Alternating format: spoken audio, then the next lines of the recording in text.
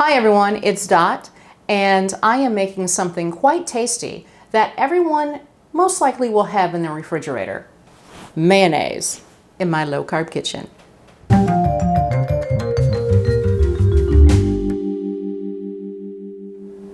Well, a lot of mayonnaise that you find on the shelf are loaded with preservatives, chemicals you can't even say what they are, you can't pronounce the words, and they also use a lot of unhealthy oils that you just don't want to use.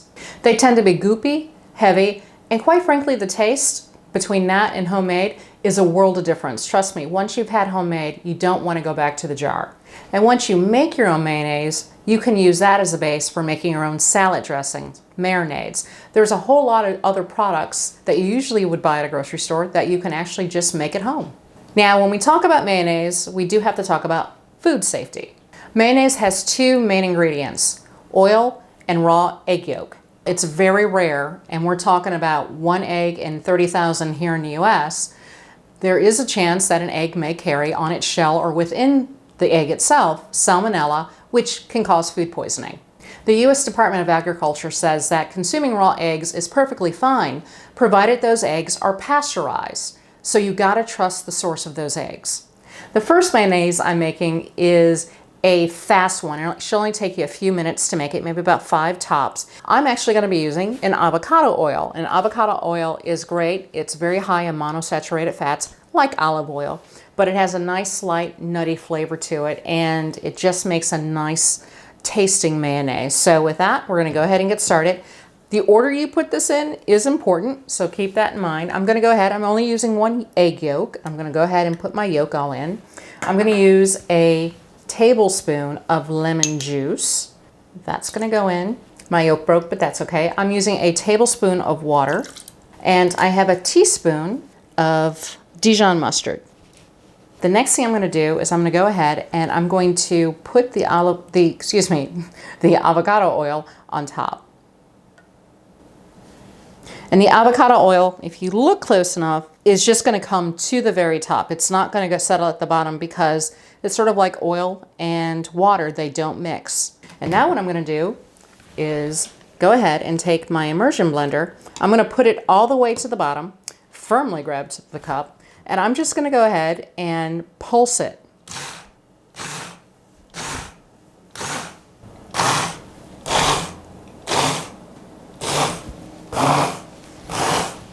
And if you notice near the bottom of the cup, if you can see around here, if you can see that, it's starting to blend. It's starting to basically combine and merge together, which is what you want.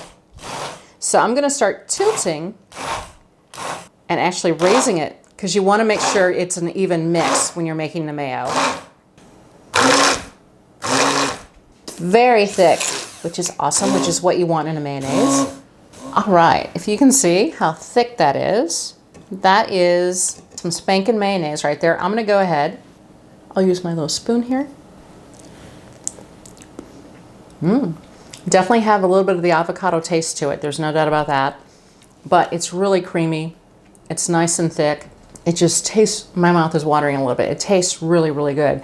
And again, this is perfect for when you're using this with salad dressings, if you're gonna make egg salad, tuna salad, whatever you normally use with mayonnaise, you can use this with it.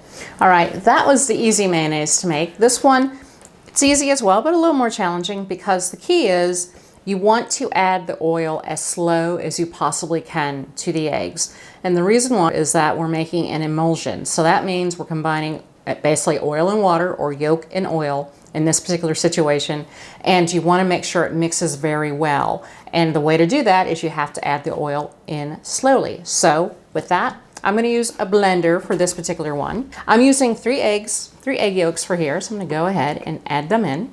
I'm using the juice from a lemon, and again, once again, I'm using Dijon mustard.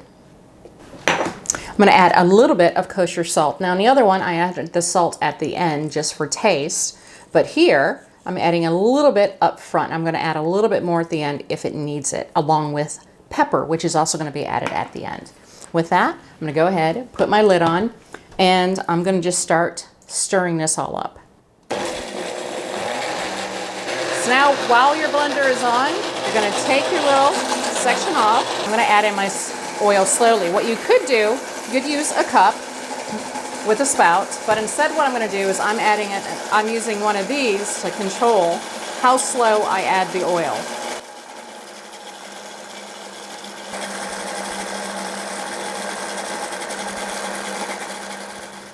Okay, I just cut it off.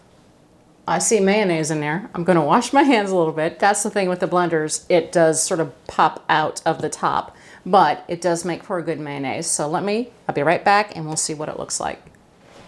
Okay, I scraped down the sides, and if you look inside, if you see that, it's actually more the color that you would expect from mayonnaise. And again, that's because I'm using a light olive oil.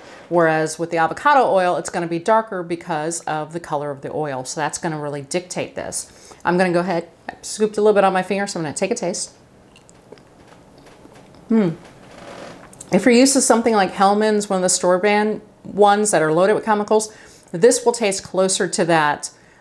It's very tasty. It's very good. It's more of a traditional standard mayonnaise. Now, I'm not going to add more salt to it, but I am going to add just a little bit of pepper. So I'm just going to mix a hint of pepper in there, just like a little bit. And let me go ahead and spoon this off, and then I'm going to mix it. And I hope I was clear earlier about pouring in the oil slowly. I can't stress that enough.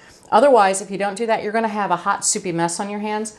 That's why you can certainly use the measuring cups with the spout. They're good, but it's easy when you're standing there for about 5 minutes pouring oil for your hand to get a little heavy because you just want the oil out. That's why I use these little ketchup or mustard little squeeze bottles and just use them for my oils to sort of go slowly, because the spout dictates that it's going to go in at a steady stream. This is a perfect way to make mayonnaise when you're using either a food processor or a blender. So with that, I'm going to go ahead and blend this and we'll get this out. The mayos, they are done.